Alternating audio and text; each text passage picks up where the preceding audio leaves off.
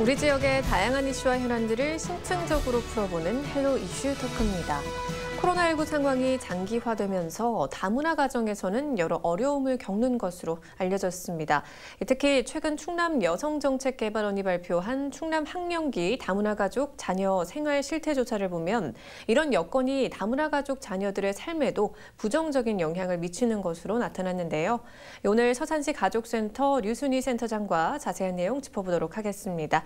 센터장님 안녕하십니까? 네, 안녕하세요. 네.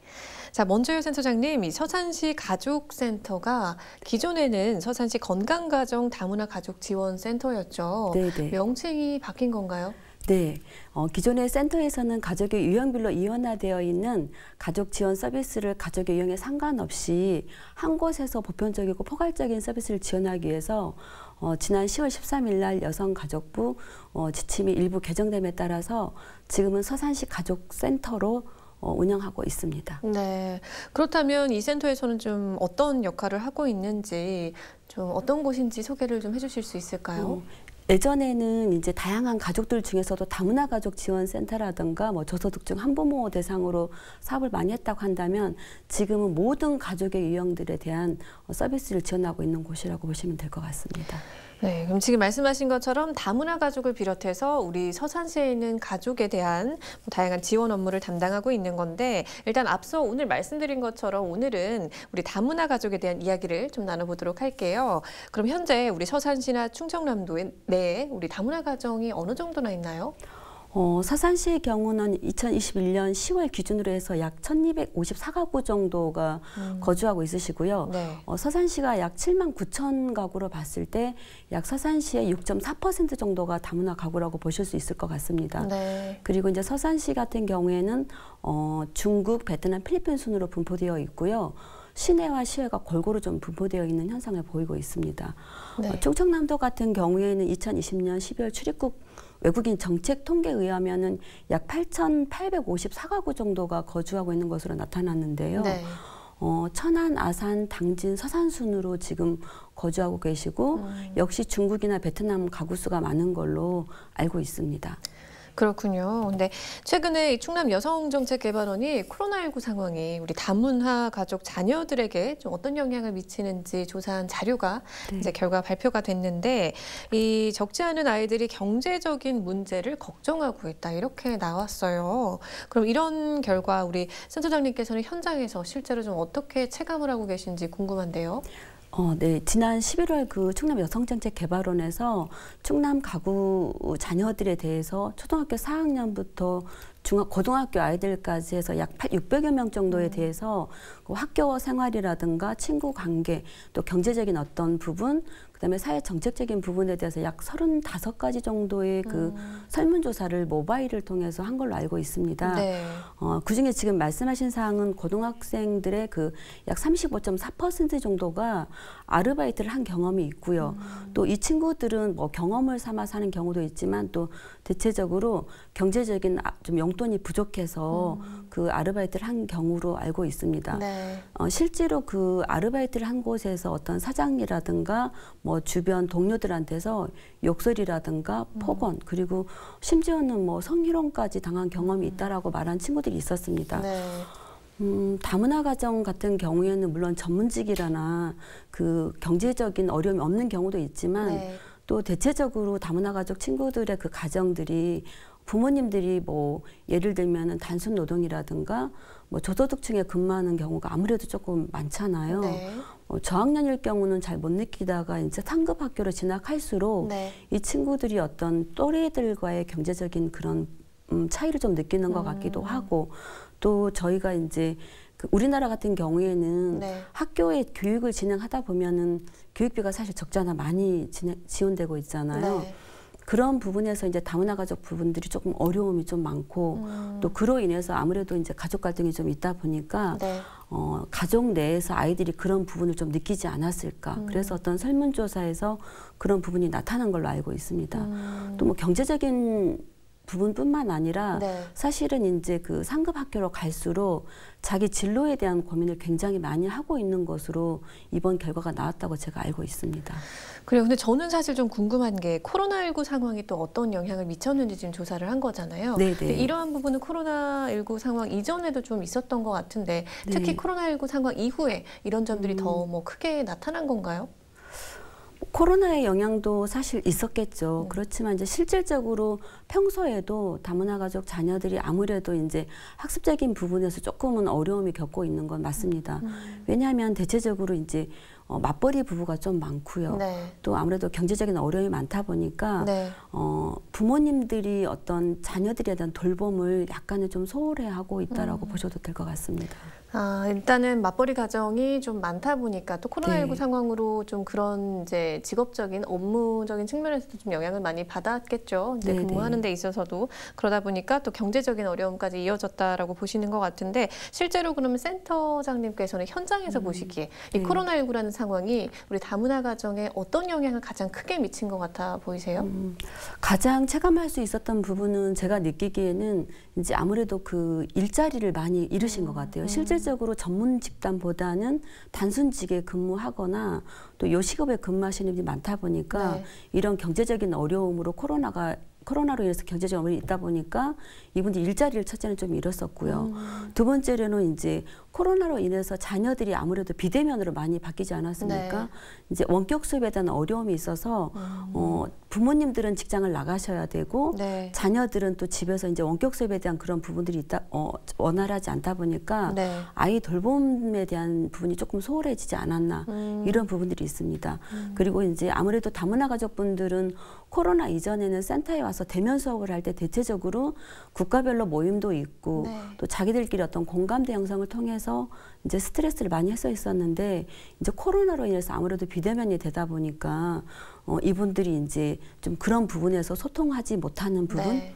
그래서 이제 좀 스트레스도 많이 받았다라고 저희가 이제 좀 느끼는 부분이 많습니다. 네. 그러다 보니까 이제 아무래도 센터에서는 이제 비대면 수업인 아이들에 대한 원격 지원 수업을 위해서 뭐 1대1로 원격 지원 수업을 통한 가정 방문을 통한 그런 부분을 좀 지원을 하기도 하고 네. 또 이제 학습 부분에 있어서 아무래도 조금 뒤떨어질 것 같아서 뭐 학습지에서 수리 영역이라든가 언어 영역 대한 부분들을 조금 더 지원을 할 수 있었고요. 네. 또 이제 코로나는 아무래도 저희들한테 그 일상생활을 많이 바뀌어놨잖아요. 네.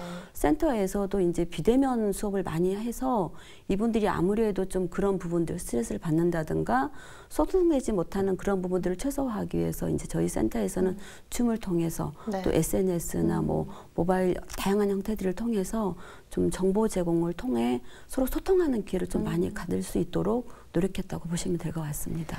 네, 그래요. 근데 사실 이제 앞부분에 또 일자리 이제 네. 코로나19로 인해서 일자리를 잃으신 분들이 좀 많다라는 부분도 좀 짚어주셨는데 실제로 이주 여성들의 같은 경우에는 이제 말이 통하지 않아서 취업이 좀 어려운 경우도 많을 것 같아요. 네네. 입국 초기에 곧바로 이주 여성분들이 이제 취업하는 경우는 대부분 이제 언어가 원활하지 않다 보니까 이제 그 단순직에 많이 근무를 하게 됩니다. 네. 그렇지만 이제 순차적으로 한국에 입국을 해서 한국어 수업이라든가 한국 생활 적응을 원활히 하셨던 분들은 한 5, 6년 동안은 취업을 하지 않고 이제 가정에서 자녀를 양육하고 돌봄을 하면서 꾸준히 취업 준비를 하시는 경우가 많아요. 네. 이제 이런 분들은 단순직보다는 자기들이 원하는 뭐 간호조무사라든가 요양보호사라든가 네. 뭐 또 방과 후 교사로도 좀 취업하는 경우도 있어서 네. 좀 시간이 조금 가지고 학습을 하시는 경우에는 전문직으로 가는 경우도 굉장히 많습니다. 그렇군요. 자, 그리고 아까 또 두 번째 이제 말씀하신 게 코로나19로 이제 등교 수업이 좀 제한이 되다 보니까 비대면 수업이 좀 많이 늘어났죠. 이제 네. 온라인 수업이 있었는데, 근데 이 다문화 가족 자녀들은 이런 부분에서 좀 어려움들이 있었을 거예요. 그래서 네, 학습 네. 문제도 이어졌을 텐데, 그에 대해서 우리 센터나 지역사회에서 뭐 지원을 좀 하신 부분도 이야기는 해주셨는데, 좀 어떤 도움을 좀 더 구체적으로 받을 수 있었는지. 네, 앞부분에서 말씀드렸듯이 이제 센터에서는 일주일에 2번씩 가정 방문을 통해서 자녀들의 학습을 지원하는 프로그램이 있습니다. 네. 그래서 뭐 학교와 수업을 할 때 부족함이 받게 한다든가 또 정서적인 부분을 좀 아무래도 돌보면서 사각지대에 내몰리다 보니까 이런 정서적인 부분들도 좀 지원을 하고 있었고요. 네. 또한 이제 센터에는 사례관리사가 별도로 이제 상주하고 있는데 네. 이 사례관리사들이 가정 방문을 통해서 뭐 컴퓨터가 없다든가 뭐 책걸상이 없다든가 아니면 학습지 지원이 전혀 없다든가 이런 부분들은 지역사회 그 기관들하고 좀 연계를 통해서 네. 그런 후원도 좀 연계를 하고 네. 또 이제 그 올해 같은 경우에는 특히 이제 코로나가 2년째 지속되다 보니까 네. 저희 서산시 같은 경우는 지역사회에서 굉장히 많은 후원을 받아서 저희가 다문화 가족 자녀들이 어떤 학습이라든가 네. 정서적인 부분이 좀 소홀하지 않도록 최선을 다해서 좀 지원을 하고 있는 상황입니다. 그래요. 그럼 다문화 가족의 여성들이 지역사회에서 잘 자리를 잡고 또 그 가정의 아이들이 또 잘 적응을 해서 건강하게 좀 자랄 수 있는 실질적인 지원들이 좀 많이 필요할 것 같은데 우리 센터에서는 좀 어떤 사업들을 또 펼치고 있는지 소개해 주실 수 있는 게 있을까요? 네. 부모님들이 안정적이고 건강한 생활을 해야지 가정 내 아이들도 사실은 신체적으로나 정서적으로 사실 건강하게 지낼 수 있다는 건 다 아는 사실이잖아요. 네. 다문화 가정의 경우도 마찬가지인 것 같습니다.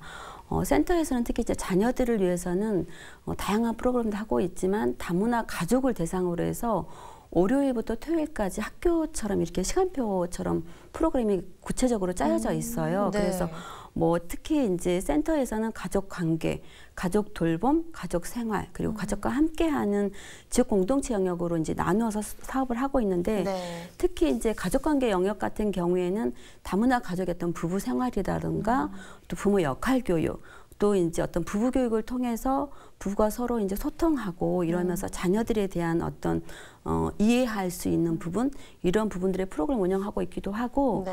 또 자녀들 같은 경우에는 다문화 자녀 성장 지원 사업이라고 해서 부모와 자녀가 함께 자녀의 미래 설계를 좀 함께 하고 자녀를 좀 이해하는 시간을 좀 가짐으로써 아무래도 그 이주 여성들이 한국어가 서툴다 보니까 자녀들의 그 어떤 이해도가 조금 원활하지 않는 부분들이 있어요. 그래서 네. 이런 부분들을 좀 지원하는 프로그램을 적극적으로 하고 있고 또 그 다문화 가족 자녀 아이들은 선천적이라기보다는 후천적으로 부모님들이 언어가 좀 늦다 보니까 언어 발달이 좀 지연되는 경우가 많습니다. 네. 그래서 센터에서는 그런 부분들에 대해서 그 자녀들이 언어 발달을 促진하는 언어 발달 지원 사업을 적극적으로 추진하고 있습니다.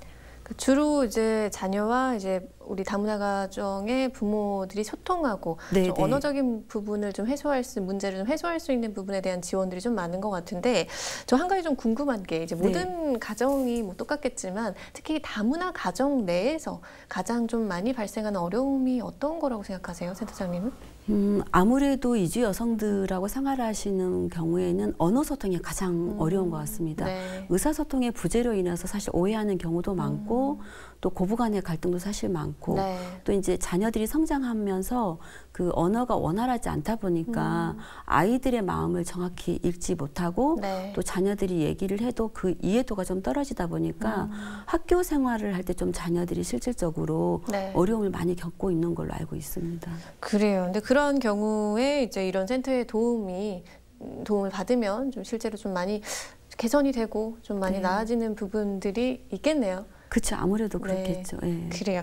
자, 그래서 이제 올해 6월에는 여성가족부 주관 2020년 전국 단위 건강가정 다문화가족 지원센터 평가에서 최우수 센터로 선정이 네. 됐어요. 네. 네. 어떤 부분에서 가장 좀 우수한 평가를 받았다고 생각이 드시나요?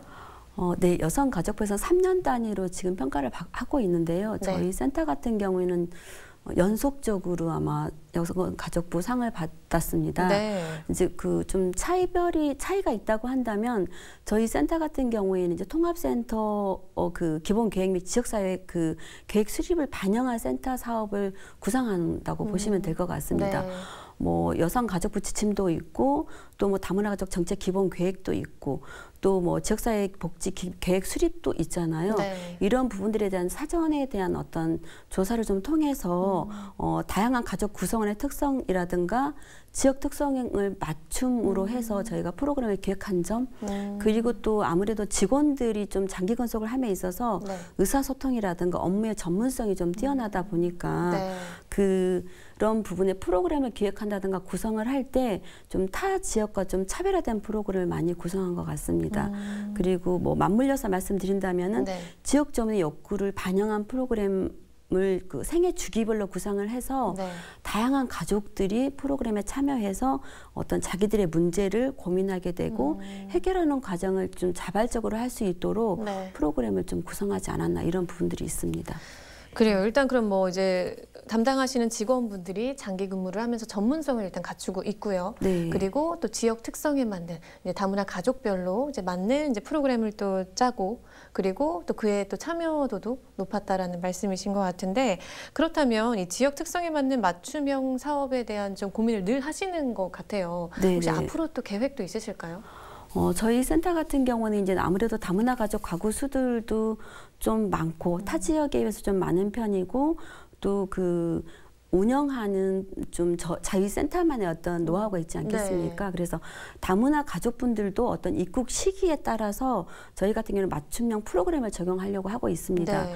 입국 초기에는 한국어를 기준으로 해서 뭐 임신과 출산 교실이라든가 뭐 학부모 교실, 부부 교육 등을 주로 운영한다면은 학부모가 되어서 이제 다문화 가족으로 또 자리를 잡고 계신 분들한테는 가족 교육이라든가 부모 교육, 그다음에 추창업 프로그램 등을 좀 적극적으로 운영하려고 하고 있고요. 네. 또 그 저희 센터에서는 특히 그 이주성 취업 쪽으로 많이 포커스를 좀 맞추고 있습니다. 네. 아무래도 입국 초기에는 한국 생활에 적응하는 데 조금 안정적으로 저희가 지원을 한다고 본다면 네. 일정한 시기가 지나고 나면 이분들은 경제적 활동을 하고 싶어하는 욕구가 굉장히 높으세요. 네. 그래서 센터에서는 이제 정말 그분들에 맞는 취업 교육을 뭐 지역사회에 있는 지역사회하고도 연결도 하겠지만은 또 추창업 성공 패키지라든가 이런 부분들을 지원을 해서 네. 그분들한테 정말 필요로 하는 전문적인 직업을 갖도록 저희가 지원을 하려고 하고 있고요. 네. 또 한 가지는 이제 다문화 자녀들에 대한 프로그램입니다. 네. 저희 센터에 지금 올해 9년째 운영하고 있는 장수 프로그램이 있는데요. 네. 이 프로그램은 이제 뭐 일정한 뭐 테마가 있어서 매년 뭐 역사라든가 경제, 뭐 문화 이런 프로그램들을 운영하고 있는데 네. 이 프로그램 역시 저희 서산시가 도농복합도시이다 보니까 네. 저희 지역 특성에 맞는 프로그램을 저희가 좀 개발을 해서 또 맞벌이 부부들이 많은 자녀들을 대상으로 해서 하려고 하고 있고 네. 이런 프로그램을 함으로써 어떤 자녀들에 대한 사고력도 좀 키워주고 특히 다문화 가족 자녀들에 대한 어떤 자존감, 자신감, 자기 표현감을 좀 저희가 이끌어 주려고 네. 지금 저희가 하고 있습니다. 네. 그리고 마지막으로는 저희 센터가 이제 자조 모임을 하고 있는데요. 네. 통합 자조 모임을 하고 있는데 15개 읍면동에 모든 그 분회가 설치가 되어 있으세요. 거기에 이제 임원진들이 있어서 그 읍면동에 따른 그 다문화 가족들의 특성이 또 있다 보니까 네. 그분들에 맞는 프로그램을 저희가 이제 맞춤식으로 제공을 하고 있고 네. 기존에는 이제 센터에서 좀 이렇게 지원을 했다고 한다면 앞으로는 그분들이 자발적으로 네. 운영할 수 있도록 저희가 지원을 할 예정입니다. 그래요. 이 지역 특성에 맞게 우리 서산시 가족센터만의 좀 차별화된 이제 사업들을 개발하고 이제 추진하고 계신 것 같은데요. 근데 사실 이렇게 지원센터의 노력도 있고 가족 내에서도 이렇게 적극적으로 참여해서 노력하는 것도 중요하지만 사실 여전히 이 다문화 가족에 대한 인식이 이렇게 좀 편견이 있는 경우도 있고 인식이 조금 아직은 나아지지 못한 부분이 좀 있을 수도 있거든요. 네네. 이런 부분에 대해서도 좀 노력이 필요할 것 같은데 이 부분에 대한 좀 뭐 바라는 점이나 그리고 또 마지막으로 방송을 통해서 전하고 싶은 말씀 있으시면 좀 해주실까요? 네, 우선 이런 기회를 통해서 저희가 다문화 가족에 대한 다양한 이야기를 나눔으로써 어떤 다문화 가족에 대한 이해를 돕는 기회가 돼서 굉장히 좋은 자리인 것 같고요. 또 다문화라는 용어가 정말 좋은 의미의 많은 것을 품고 있습니다. 그렇지만 우리나라에서는 다문화면 일단 다문화 가족을 떠오르게 되잖아요. 네. 그래서 다문화에 대한 어떤 자민족 그 중심보다는 민족 상호적인 관점에서 다른 문화에 대해서 옳고 그름을 판단하기보다는 어떤 행동과 가치의 차이를 좀 있는 그대로 수용하는 태도 그리고 문화적 다양성을 내면화해서 서로 다른 문화적 요소를 좀 정체성을 내포하고 있는 통합의 개념으로 좀 다문화를 인식하셨으면 좋겠다는 네. 그런 생각을 하고 있습니다. 네. 예. 어쨌든 저희 센터에서도 지속적으로 앞으로 이런 부분들을 좀 개선하고 지원함으로써 좀 더 다문화 가족분들에게 좀 적극적으로 대처하는 그런 자세로 노력을 하도록 하겠습니다. 알겠습니다. 센터장님, 오늘 말씀 잘 들었습니다. 고맙습니다. 네, 감사합니다. 다문화 가족도 우리 지역 사회의 구성원이고 이웃입니다. 그만큼 꼭 필요한 지원이 이루어질 수 있기를 기대해 보도록 하겠습니다. 헬로 이슈 토크, 오늘 저희가 준비한 소식은 여기까지입니다. 함께해 주신 여러분 고맙습니다.